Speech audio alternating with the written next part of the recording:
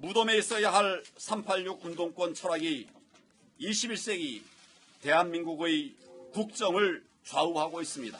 김정은을 칭송하면서 북한을 찬양하는 세력들이 당당하게 광화문 광장을 점령하고 80년대 주체 사상에 빠졌던 사람들이 청와대와 정부, 국회를 장악하고 있습니다. 지난해 말까지만 해도 불과 지난달까지만 해도 정치권과 거리를 두었던 황교안 전 총리, 불과 한 달 만에 유력한 당대표 후보가 됐습니다. 그와 동시에 자격 논란과 계파 충돌의 중심에 서기도 한 상황인데요. 당대표 출마를 선언하면서 정면 돌파를 택했지만 아직 넘어야 할 산은 많습니다. 일단 당대표를 향한 첫 발을 뗀 날 자격 논란이 일었어요. 그런데 일단 선관위에서는 문제없다라는 답변을 내놨죠. 네, 선관위에서는 이제 당에 공헌을 많이 한 사람일 경우에 책임당원 지위를 부여할 수 있다는 당규를 근거로 해서요. 문제가 없다 만장일치 의결을 했고요. 네. 선관위의 의결이 나왔기 때문에 김병준 비대위 차원에서도 이것을 역행하기는 좀 힘들어 보입니다. 그렇죠. 그런데 이 자격 논란 자체를 저는 황교안 전 총리가 좀 자처하지 않았나. 네. 왜냐하면 지난 지방선거 이후 자유한국당이 얼마나 힘들었습니까? 네. 그때 들어온 게 아니라 전당대회를 앞두고 한 달 전에 들어와서 아하. 3개월의 당비만 내면 책임당원이 되는데 그 3개월을 못 채웠잖아요. 그러니까 단순히 당권을 잡기 위해서 당에 들어온 것이 아닌가. 아하. 그리고 이분이 선관위의 근거는 당에 공헌을 많이 한 당원입니다. 근데 그동안 자유한국당을 위해서 어떤 공헌을 했는지 아하. 의문을 가지는 당원들도 적지 않거든요. 그렇군요. 이러한 논란을 쇄신하기 위해서는 네. 앞으로 정말 말이 아니라 발로 뛰면서 보여줄 게 네. 숙제가 굉장히 많이 남아있는 것 같습니다. 네. 이 관건은요, 자유한국당 비대위원회의 의결 결과입니다. 김병준 비대위원장이 불과 닷새 전에 황교안 전 총리의 불출마를 공개적으로 요청을 했죠. 거기다가 출마 자격 논란에도 김병준 비대위원장이 직접 목소리를 높였기 때문입니다. 당의 분란과 어려움과 혼란에 단초를 제공하셨던 분들이나 아니면 그게 책임이 있으신 분들 혹은 당에 대한 기여가 확실하지 않은 분들은 저는 솔직히 출마하지 않으셨으면 합니다. 여태껏 당과 어떠한 관계도 맺지 않고 있던 분이 어느 날 당의 대표가 되는 것은 과연 어떻게 생각해야 되겠습니까? 당은 당국 그 자체를 갖다가 가볍게 여기고 그것을 일종의 말하자면 그것을 지키자는 이야기를 갖다가 형식주의적인 그런 논리로 치부하는 것은 그것은 비대위원장으로서 생각을 못합니다. 일단은 선관위가 출마를 허용한다고 했으니까 출마하지 말고 자격 논란이 있는 거 아니야 하고 문제 제기했던 김병준 비대위원장도 좀 난감해졌을 것 같아요. 게다가 오늘 또 여론조사 결과가 나왔는데 여권 차기 대선 주자 선호도 1위를 차지했어요. 저는 그래 이참에 아예 당헌 당규를 그냥 없애는 게 나을 것 같아요. 아, 그래요? 뭐 지키지 않을 바에는? 않을 당헌 당규를 뭐하러 합니까? 네. 사실 제일 중요한 게 당헌이라는 거는 네. 그 당의 골간입니다. 사실은. 네. 그 밑에 있는 게 당규고요. 그렇다면 그 당의 어떤 기본적인 노선과 입장들을 대변하는 게 당헌인데 지금 뭐 당헌 당규가 당대표를 뽑는데 하나도 지켜지지 않았잖아요. 네. 물론 뭐 정당이라는 것이 뭐 유권 해석이 있고 뭐 정책 해석 저는 그것도 옳다고 봅니다. 네. 그렇지만 그렇게 지킬지 않을 당헌 당규를 뭐하러 저렇게 놔두겠습니까? 네. 그러니까 그런 면에 본다면 보수 야당은요. 보수당은 기본적으로 원칙과 법을 굉장히 중요시하는 당이에요. 자, 만약 이런 상황이 미국에서 있었다면 어떻게 되겠습니까?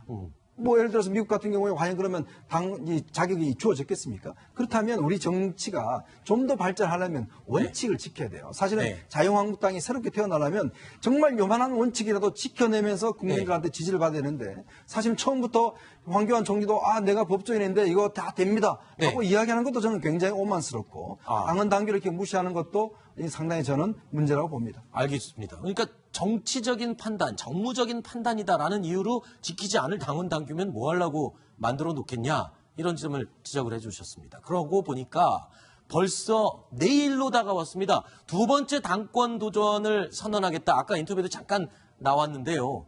1월 말쯤 내 출판 기념회 때가 될 것 같아라고 기자한테 말했던 홍준표 전 대표.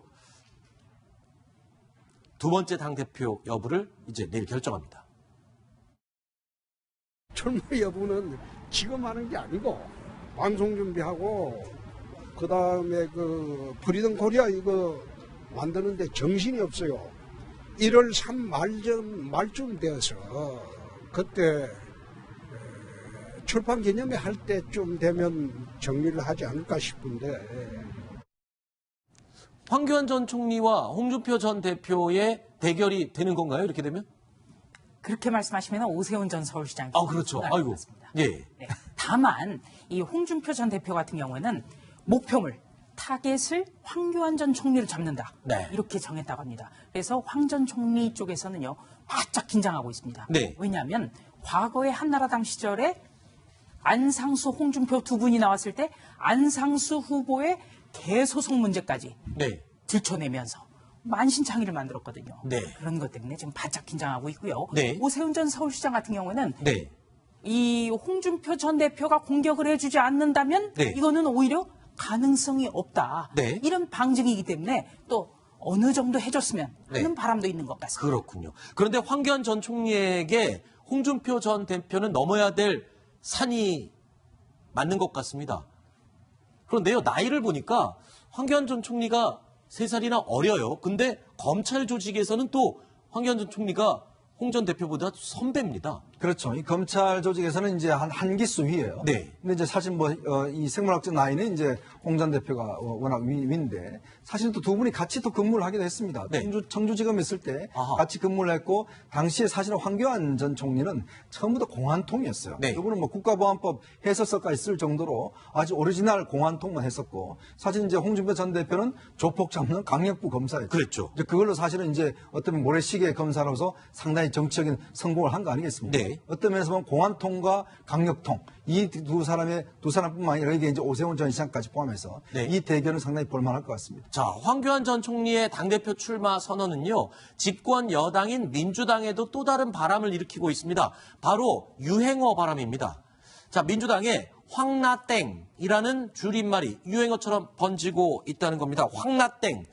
뭡니까, 황나땡이? 이게 풀어서 말하면요. 네. 황교안이 나오면 땡큐라는 뜻입니다. 황교안이 나오면 땡큐다. 민주당 입장에서는 황교안 당대표인 자유한국당을 상대하는 게 다음 총선과 대선에서 유리하다는 판단인데요.